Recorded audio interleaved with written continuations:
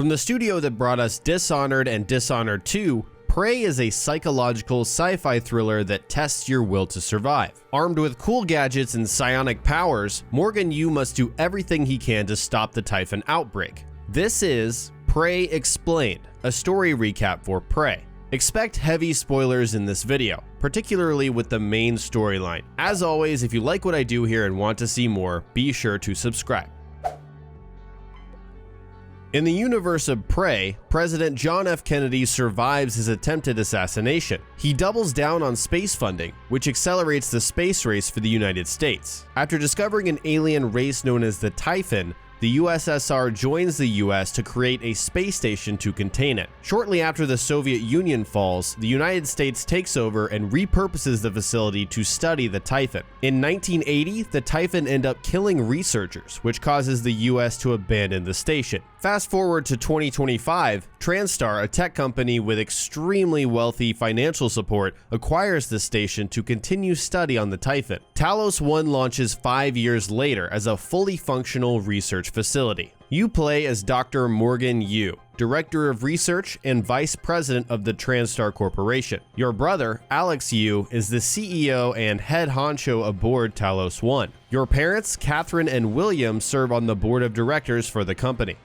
The story begins with Morgan preparing to join his brother on Talos I. During preliminary tests, the administering doctor is attacked by a Typhon mimic and Morgan is knocked out. When he comes to, Morgan finds himself back in his apartment. Upon realizing that he's living the same day over and over again, Morgan discovers reality. He's already aboard Talos I and was living in a simulated environment, being carefully observed by researchers. The Typhon have broken containment and have killed nearly everyone aboard the station. A mysterious voice named January calls via transcribe and guides Morgan to safety. Along the way, Morgan finds a neuromod, a tool which allows the user to acquire new skills by remapping and manipulating their brain structure. Morgan can find these devices scattered across the station, using them to acquire new skills necessary to defeat the Typhon. January leads Morgan to his office to watch a video, which further explains his situation. With 3D looking glass technology, Morgan watches a video that he recorded for himself sometime in the past. Morgan explains that he has permanent memory loss after testing a new neuromod based on the Typhon. This is because each time a neuromod is removed, the user's memories are reset to the point before the mod was installed. He also explains that January, a machine that he programmed to back up his own memories, can be trusted to help him.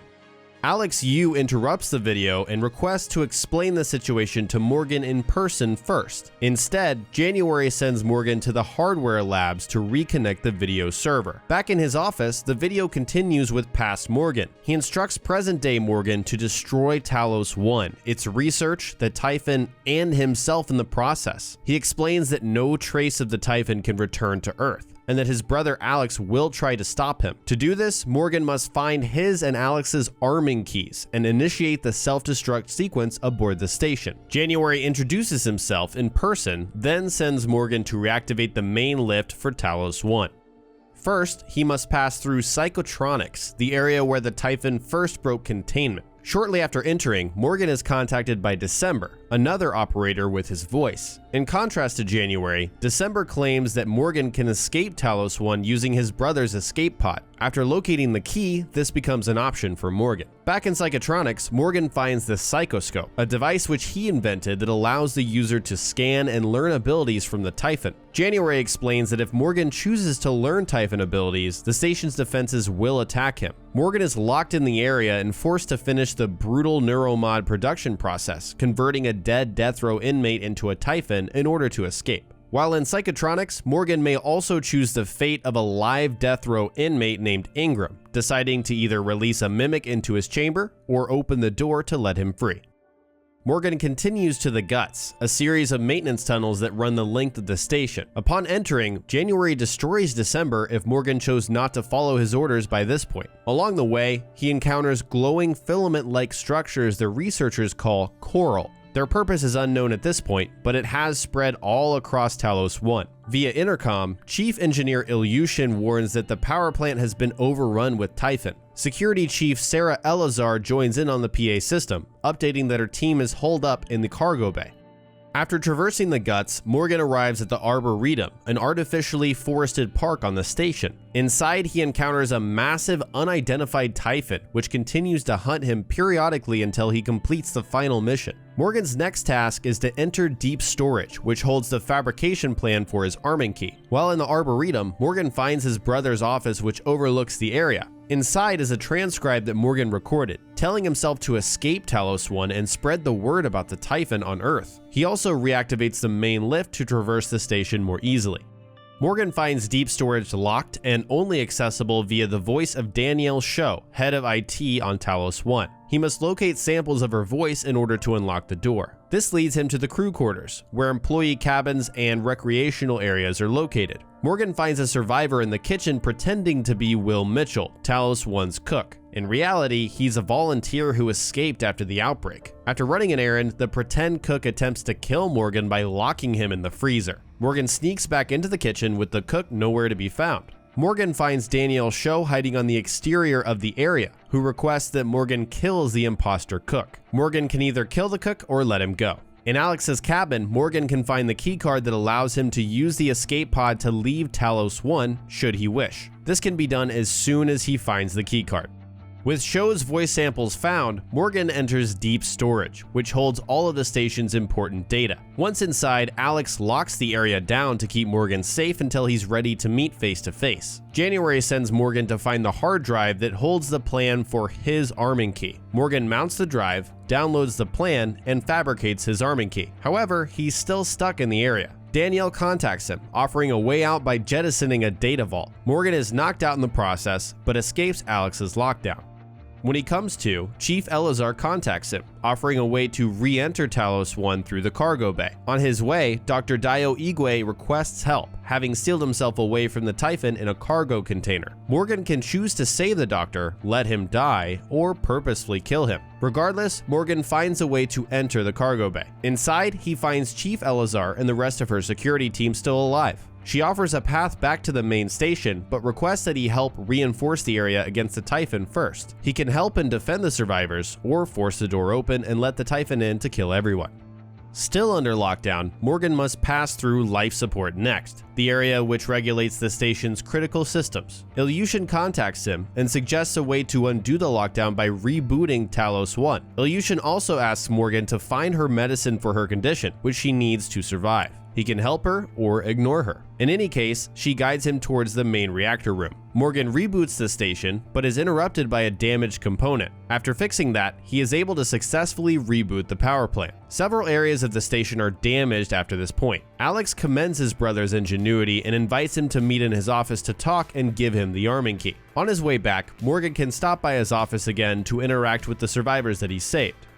Back in the Arboretum, Alex is not in his office and instead requests that Morgan watch a looking glass video first. It reveals Morgan's feelings about the Typhon and the research before neuromod testing started. He was fully aware and accepted that his personality would change during testing and his memory would be reset. Morgan felt very strongly about their research, believing it would greatly benefit humanity. He also reveals the existence of a null wave device that would eradicate the Typhon coral if it ever broke containment. Alex confirms the event and shares his perspective on Morgan's personality drift as a result of the testing. He suggests that Morgan scan the coral, create the device, stop the Typhon, and preserve their research instead of blowing up Talos I. After helping with the first step, Alex promises to give Morgan his key. Alex sends Morgan to scan the coral outside of the station. While floating in space, January appeals to Morgan, suggesting that his past self may not reflect his current motivations. Alex also calls, alerting Morgan that their parents have activated a contingency plan in response to the outbreak. Morgan scans the coral and returns to Alex's office. Before completion, the data upload is halted by the board. Walter Dahl, their recovery team leader, infiltrates Talos I and unleashes his army of operators to eliminate all survivors. Morgan must deal with Dahl by any means necessary in order to upload the data. On his way to the shuttle bay, if Dr. Igwe was saved, he offers a way to incapacitate Dahl instead of killing him. This method is optional, but will allow Morgan and the survivors to escape via Dahl's shuttle.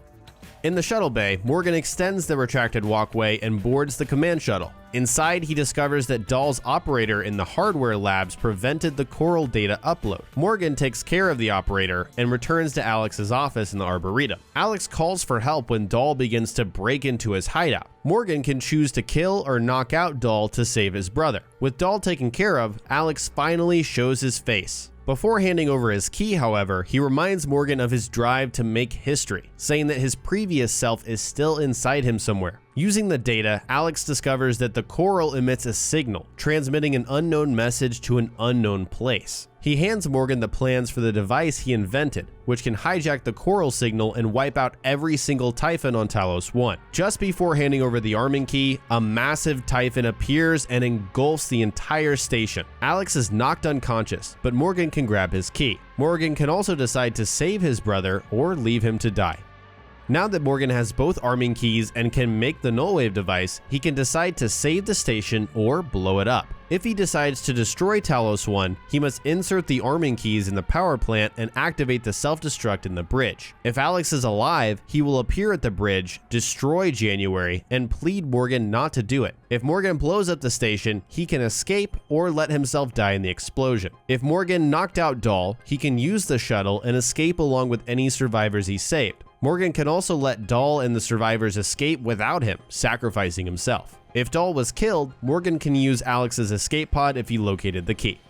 Alternatively, if he decides to save the station, he must plant the nullwave device on the heart of the coral and activate it via the bridge. If Alex is still alive, he will appear at the bridge, but January will knock him out, plead Morgan to blow it up instead, and force Morgan to destroy him in order to activate the device. If Morgan activates the device, the Typhon are eradicated, the survivors live, and the research is saved. The other alternative, which was to escape in Alex's pod after locating the key, is also an option, but it leaves the main conflict unsolved. Every single option, except for escaping early, results in an epilogue scene after the credits.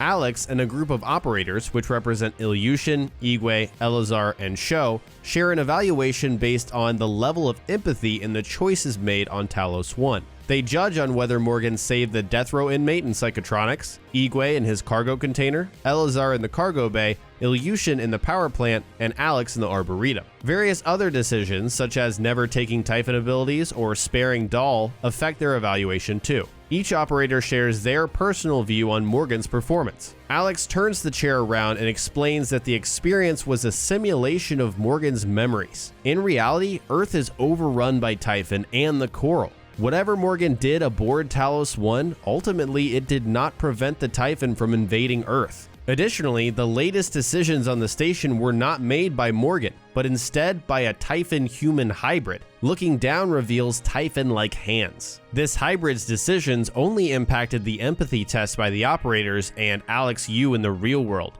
not what happened aboard Talos I in reality. Alex explains that the hybrid is an attempt to bridge the gap between human and Typhon species, an attempt to resolve the chaos on Earth. Alex offers the hybrid a choice to work with humanity by taking his hand, or the hybrid can reject the offer and kill them all. If it accepts his offer, the Typhon hand turns into a human one, suggesting that humans and the Typhon can work together. If not, it murders Alex and the operators once and for all. If you're still watching and you enjoy the video, click the like button and subscribe for more content like this. Follow me on Twitter and Facebook so you don't miss another video. Sign up with Juniper to receive exclusive discounts on shirts, hoodies, and more at the JV merch store. Click the link in the description below for more details. Thanks so much for watching, and I'll talk to you next time.